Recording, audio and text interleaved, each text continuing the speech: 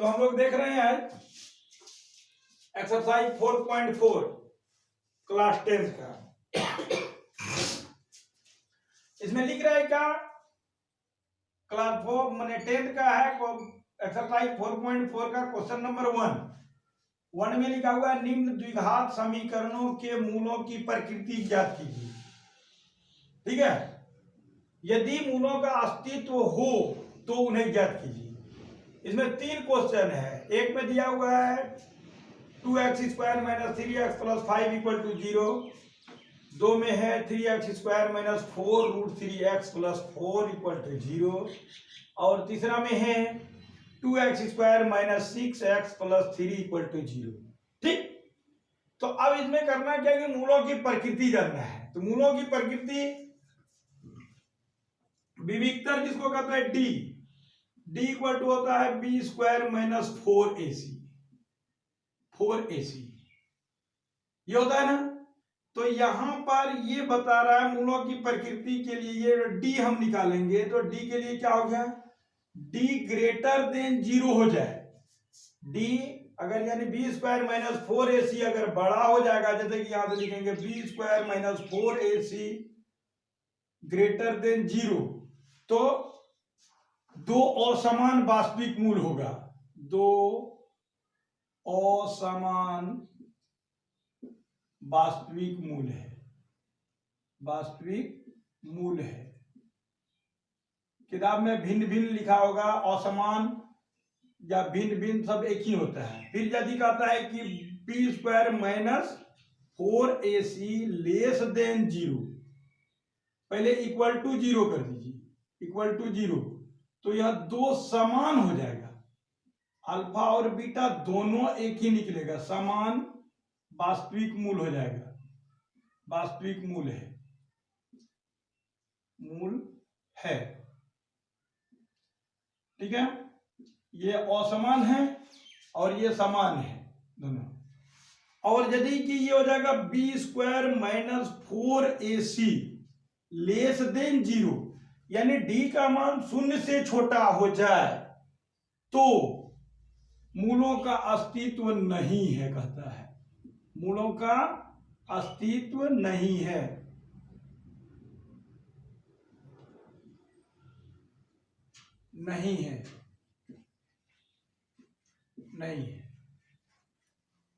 ऐसा हो गया। तो कहने का मतलब ये तीनों टूल्स को पहले हमको जांच करने के लिए कह रहा है। जांच करेंगे कि यहां कहता है कि यदि मूलों का अस्तित्व हो तो उन्हें ज्ञात कीजिए। यदि इसमें चला आएगा तो हमको ज्ञात नहीं कर पाएंगे, हम उसे ज्ञात नहीं कर पाएंगे, वो मूलों का अस्तित्व नहीं होगा। तो चलिए 1 नंबर में देखता हूं। 1 नंबर में क्वेश्चन दिया हुआ है आपका 2x square minus 3x plus 5 equal to 0। यहाँ a इक्वल टू हो जाएगा 2, b इक्वल टू माइनस 3 और c इक्वल टू 5। इतना हो गया। अब d निकाल लीजिए, तो d इक्वल टू क्या हो जाएगा, b स्क्वायर माइनस 4ac ये हो गया। तो b कितना है, माइनस 3 पर whole square minus 4 into 2 into 5, ये 9 माइनस 8 पंचे 40, इतना हो गया।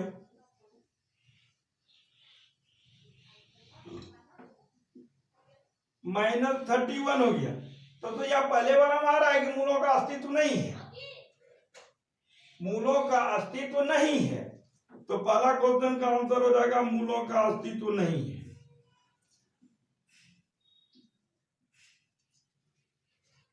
मूलों का अस्तित्व नहीं है, ये आंसर हो गया मेरा। ठीक, अब दूसरा नंबर में देखता हूं। दूसरा नंबर में ये बता रहा है 3x square minus 4 root 3x plus 4 equal to 0। या a इक्वल टू हो गया 3, b equal to minus 4 root under 3 और ये c इक्वल टू हो गया 4। तो ये d निकालना है हमको, तो b स्क्वायर माइनस 4ac, तो माइनस 4 रूट अंडर 3 पर स्क्वायर -4 इंटू 3 इंटू 4, इसका कितना आ जाएगा -4 इंटू -4 16 और √3 इंटू √3 3, तो 16 3 जा 48 और यहाँ हो गया 4 या 12 चौक 48, ये हो गया इक्वल टू 0। तो इसमें ये आ जाएगा मेरा दोनों समान वास्तविक मूल है, तो यहां लिखेंगे दो समान वास्तविक मूल है, वास्तविक मूल है। ठीक है, तो ये बता रहा है कि ये मूलों का अस्तित्व है, वो तो जान अब जांच कर लिया। उसके बाद अब हमको क्या करना है, अब इसका मूल ज्ञात करना है। तो x इक्वल टू होता है, जैसे इसका सूत्र होता है x equal to -b plus minus √b² - 4ac by 2a। लेकिन जहां d ज्ञात कर लिए हैं तो b² - 4ac यहां हम लोग जांच कर लिए, इसलिए इसका सूत्र में यहां लिख देंगे -b plus minus √d by 2a। ठीक है, यह माइनस और b में माइनस और है, तो माइनस माइनस प्लस हो जाएगा, ये √, प्लस माइनस √0 हो जाएगा बाय 2 इंटू ए में कितना है 3, क्या हो जाएगा, ये माइनस माइनस प्लस हो जाएगा, तो 4√3 प्लस माइनस 0 बाय 6। ठीक, तो अब ये प्लस माइनस दोनों है, एक बार प्लस अल्फा में लेते हैं और माइनस बीटा में लेंगे, तो अल्फा बराबर हो जाएगा प्लस √3 4√3 प्लस 0 बाय 6, यहां हो जाएगा 4√3 बाय 6। तो 2 से घटाएंगे तो 2 दूनी 4 हो जाएगा, 2 तिया 6 हो जाएगा, तो √3 इंटू √3 कितना हो जाएगा 3, ये 2 बाय √3 हो जाएगा, यहाँ 2 बाय √3 एक तो आंसर होगा। बीटा में भी वही करना है, 4√3 माइनस 0 बाय 6 ऐसा हो जाएगा, तो इसमें भी वही हो जाएगा 4√3 बाय 6, तो यहां हो जाएगा 2 दूनी 4 2 तिया 6 इतना, तो √3 इंटू √3 इतना, तो ये 2 बाय √3 दोनों में आ जाएगा, 2 बाय √3 और 2 बाय √3, अल्फा बीटा दोनों समान हो गया। क्यों समान हुआ, तो वह मूलों का अस्तित्व जब जांच कर रहे थे हम लोग तभी देख चुके हैं कि यदि 0 हो जाता है तो दो समान वास्तविक मूल होता है, यानी अल्फा और बीटा दोनों समान। तो यहाँ हमको मूल मैंने क्या कहते हैं विविधता 0 निकला है। ठीक, अब देख लीजिए, अब 1 नंबर को मिटाता हूं, उसके बाद जो है ना इधर 3 नंबर का बनाया जाएगा। ये भी सूत्र है, यदि हम जांच नहीं किए हैं विविधता का, डी नहीं निकाले हैं तो ईटो सूत्र में बैठा दीजिए, क्योंकि डी का मान यहाँ है b² - 4ac। अब 3 नंबर में मेरा क्या कह रहा है, 3 नंबर में कह रहा है 2x² - 6x + 3 = 0। तो यहाँ a = 2 होगा, b = -6 और c = 3, तो यहां पर क्या हो जाएगा, d = b² -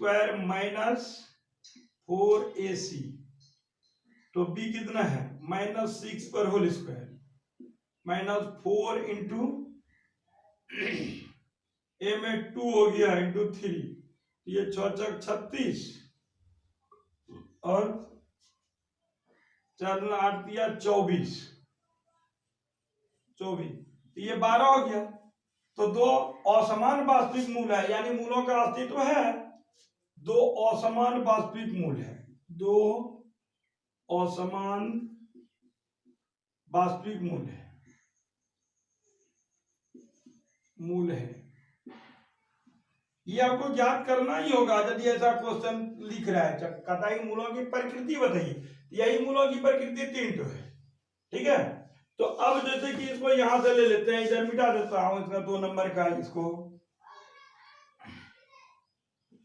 तो यहां पर क्या लिखेंगे हम, फिर x लिखते हैं, x = -b plus minus √d by 2a। 2a, ठीक है। तो यहाँ हो जाएगा माइनस, यहाँ माइनस पहले से b में है तो minus minus 6 plus minus root under d हो गया 12/2 इंटू 2 इतना। तो यहाँ हो जाएगा 6 प्लस माइनस 12 का कितना हो जाएगा 4 इंटू 3, तो 4 का 2 होता है 2√3, ये हो जाएगा बाय 4। कैसे होगा तो याद मैं बता रहा हूं, ये 4 गुना 3 बराबर 12 होता है, तो 4 का रूट 2 हो जाएगा, तो 2√3 ऐसा आएगा, ठीक है। तो अब याद है क्या करना है, 2 कॉमन हो जाएगा मेरा, 2 कॉमन ले लीजिए, तो यहाँ हो जाएगा